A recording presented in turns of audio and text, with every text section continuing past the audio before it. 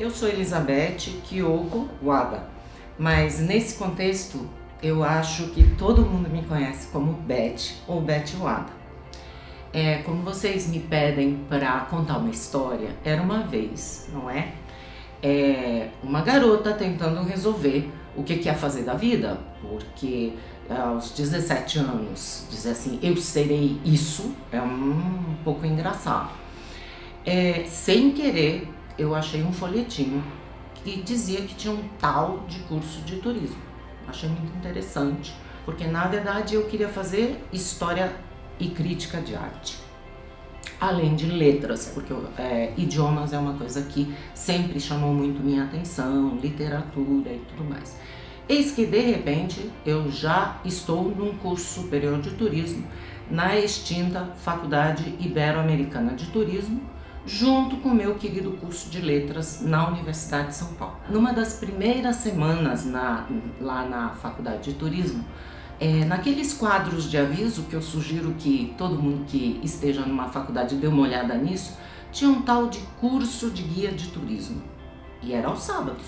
Então, se eu fazia faculdade uma de manhã, uma de noite, sábado ainda dava para encarar alguma coisa. Então eu fiz o tal do curso de guia.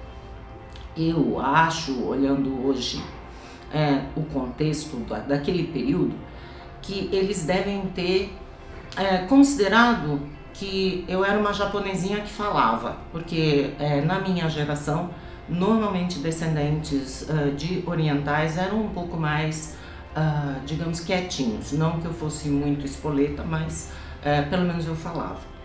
Então eles devem ter achado engraçadinho. No curso de guia de turismo, aos sábados, eu fui selecionada. E aí, ao longo também das minhas historinhas, eu aproveito para agradecer. Porque sempre quem dá as primeiras oportunidades pra gente, a gente não teria as outras se algumas pessoas não dessem as primeiras.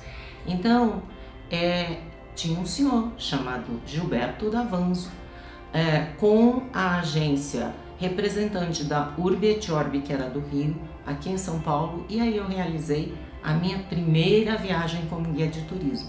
Muito esquisito, né? Porque eu nem maior de idade era. Meus pais tiveram que me dar uma autorização para eu viajar sozinha e ao mesmo tempo eu tinha que cuidar de um grupo de pessoas. Na sequência, eu fui chamada por outro dos pilares tradicionais do turismo, na época o senhor Nilson Vicentini, que tinha uma agência chamada Panorama Turismo. Passei para lá e, além de cidades históricas, passei a fazer Foz do Iguaçu, sul do Brasil, Rio de Janeiro.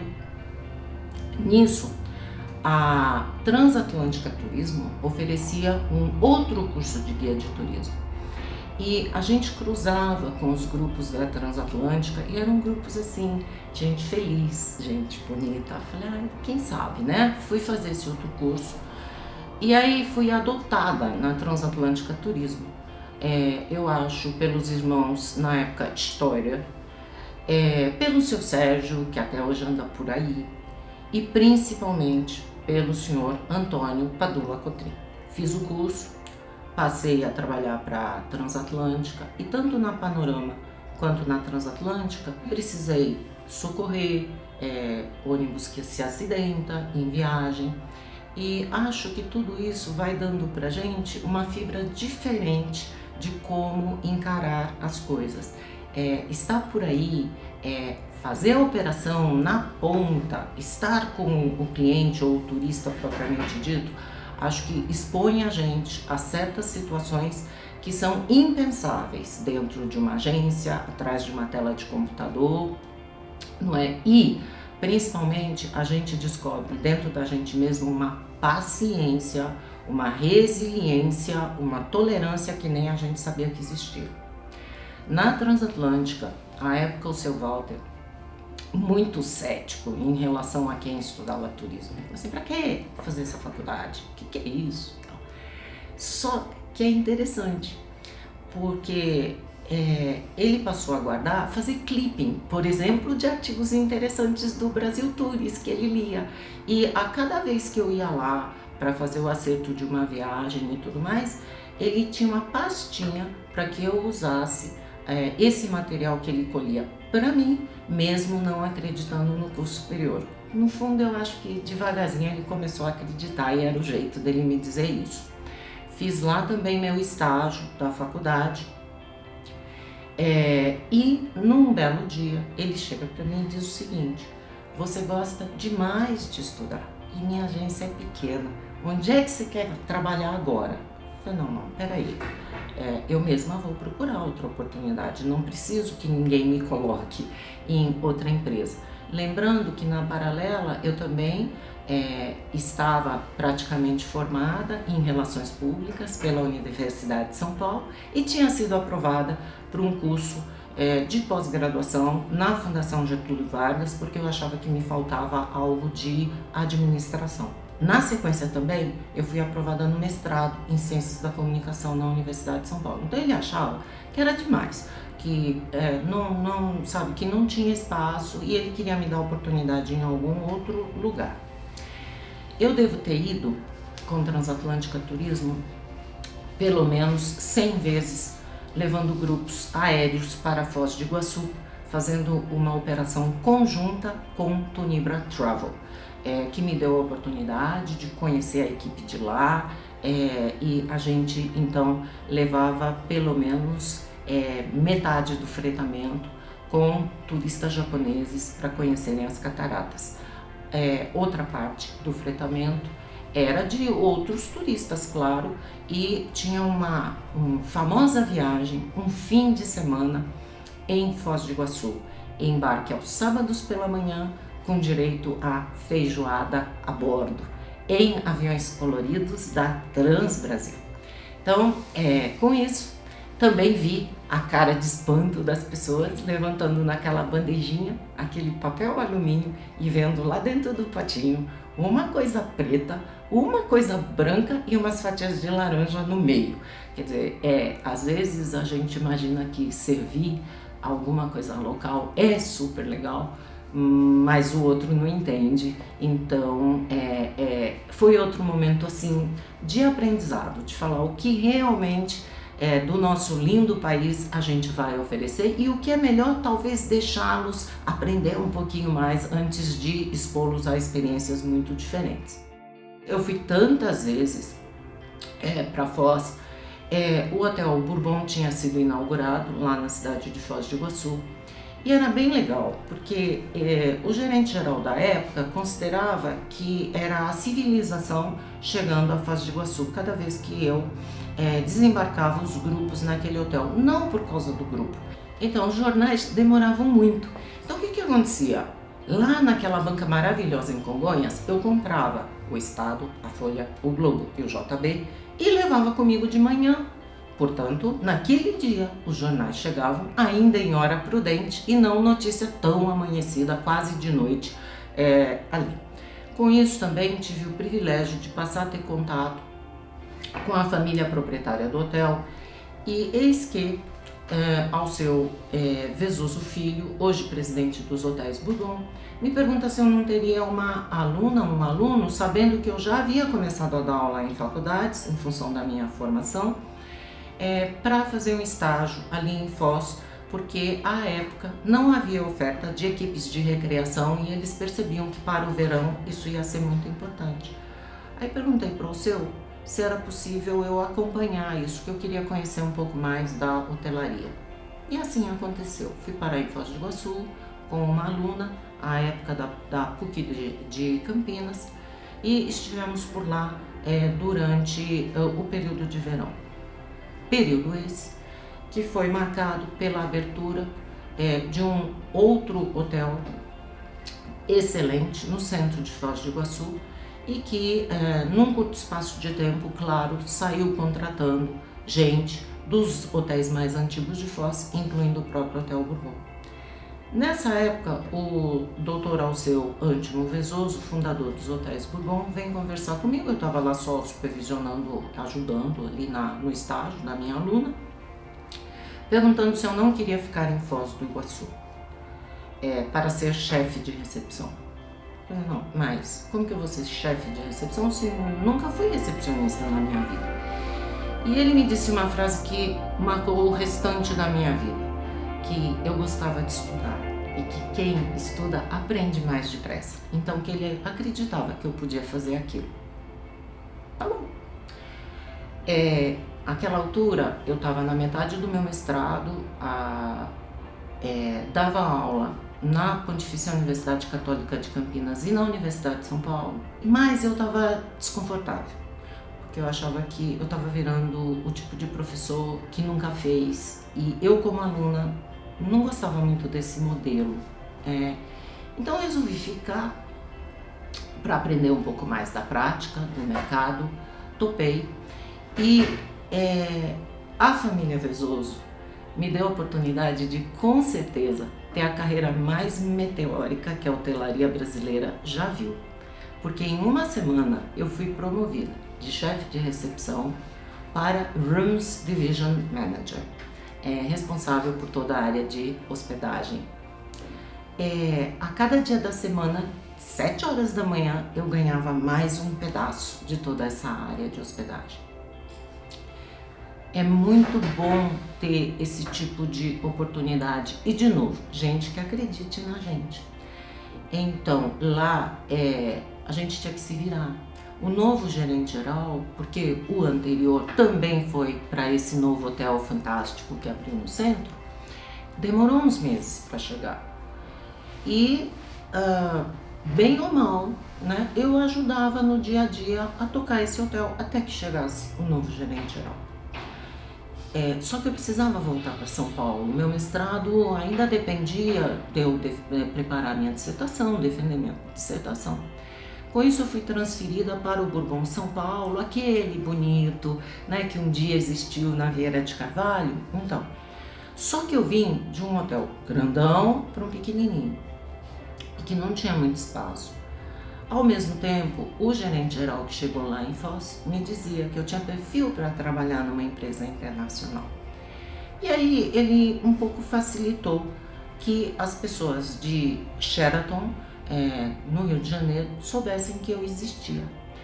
Fui para uma entrevista no Rio de Janeiro e em 4 dias eu me mudei para a cidade maravilhosa, trabalhando no Sheraton do Rio.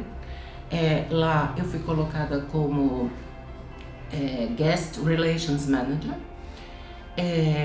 e fiquei 1 ano lá. Depois, trabalhando para uma empresa internacional, muito mais estrangeiros, não é?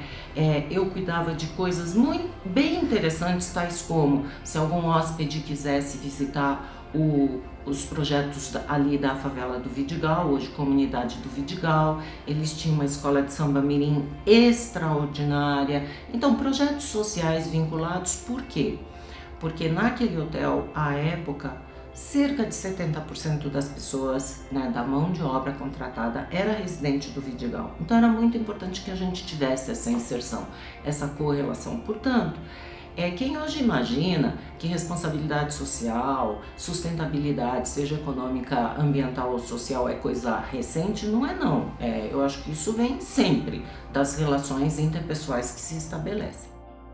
Eu estava lá há 1 ano, vem o projeto de abertura de um hotel Sheraton em São Paulo, e aí eu fui trazida do Rio de Janeiro de volta para querida São Paulo para fazer parte, honrosamente, da equipe de abertura do então Sheraton Mofarrege, na Alameda Santos. Lá alguém olhou em volta e viu que tinha um monte de bandeirinha do Japão, né, no entorno daquele edifício, muitas empresas japonesas. Foi nesse momento que eu saí da área de operações e fui levada para a área comercial. Na área comercial, eu acho que eu tive também o privilégio de fazer um pouco de tudo, né? Então fui coordenadora de grupos, executiva de contas, gerente de vendas.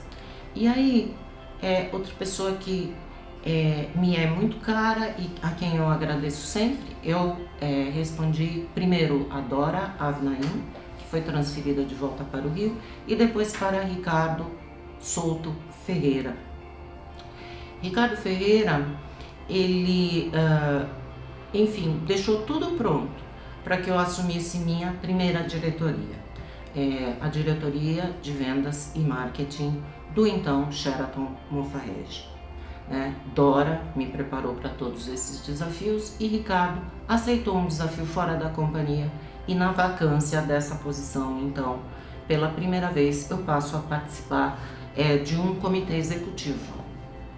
É bem interessante, e hoje em dia o pessoal fala assim, esses jovens, é interessante lembrar que na época eu tinha 27 anos e há uma gratidão muito grande em pessoas que acreditam nos jovens. Eu acho que até hoje a gente precisa fazer isso. Tem gente que fala assim, você é muito novo. A pessoa é capaz? Deixa fazer, vamos tentar, vamos experimentar. Então, tô feliz lá, primeira vez, comitê executivo, diretoria, todas aquelas coisas e tal, muito mais abrangente a responsabilidade e os assuntos. E de repente aparece o VP, chamado Uli Eckert, também hoteleiro de 4 costados, super tradicional, que era o responsável também pelo Sheraton Rio, vem conversar comigo, e eis que uma semana depois eu estava sendo preparada para ser expatriada e eu fui trabalhar no Chile, no Sheraton San Cristóbal, para a preparação daquele hotel e abrir uma concorrência frontal dali a 1 ano. E olha como é interessante o planejamento, nem tudo é para ser feito em cima da hora. Então eu fui mandada 1 ano antes para ajudar o hotel a encarar essa concorrência de frente. De novo, estou feliz da vida lá. E detalhe, nesse meio tempo fechei meu mestrado, comecei a fazer meu doutorado na Universidade de São Paulo.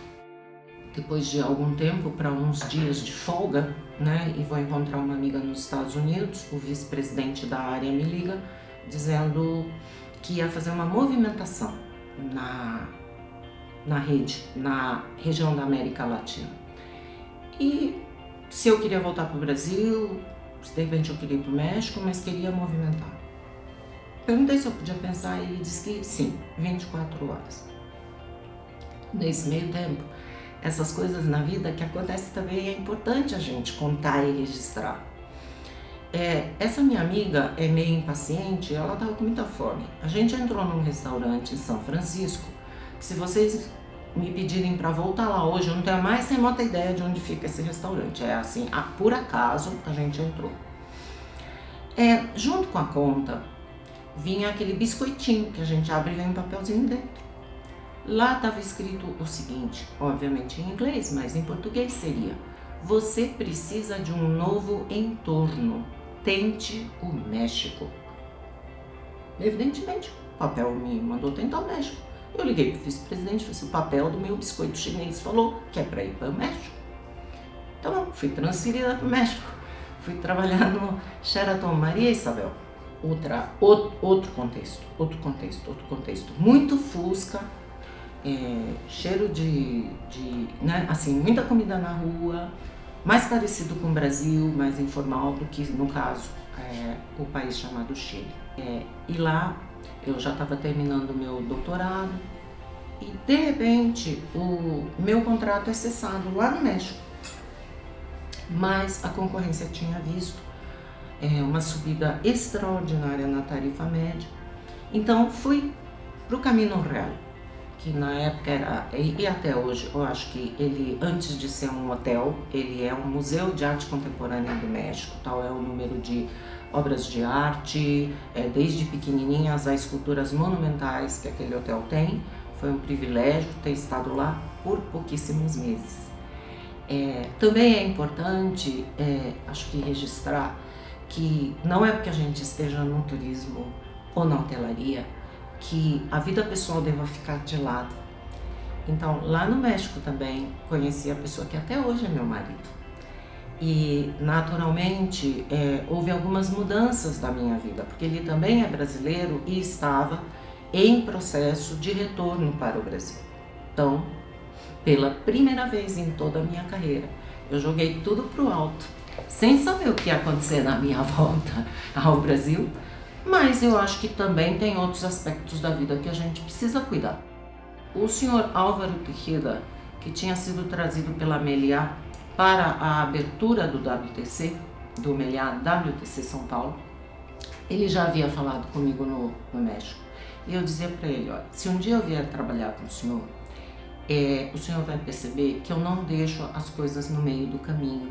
E nesse momento eu ainda tenho o que fazer aqui no México, então muito obrigado. Ele soube que eu estava de volta no Brasil, voltamos a conversar e integrei com muita honra a equipe de pré-abertura do Meliá WTC São Paulo, que depois veio a se converter em Gran Meliá WTC São Paulo.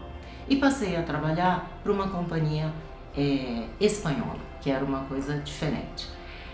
Nessa companhia eu também tive a oportunidade de acompanhar a transição de uma empresa familiar para uma empresa de capital aberto.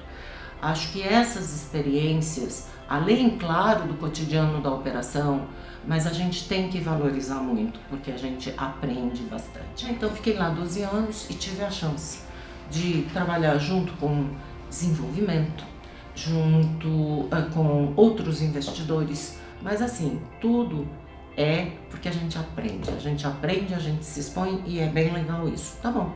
Depois, com a chegada de Rui, eu passei a cuidar também, primeiro dos países do Cone Sul e numa segunda etapa dos países da América do Sul, onde a Meliá tinha feito uma expansão extraordinária nos últimos anos, né, daquele período. Nesse meio tempo também, eu sou chamada pela Universidade Anhembi Morumbi.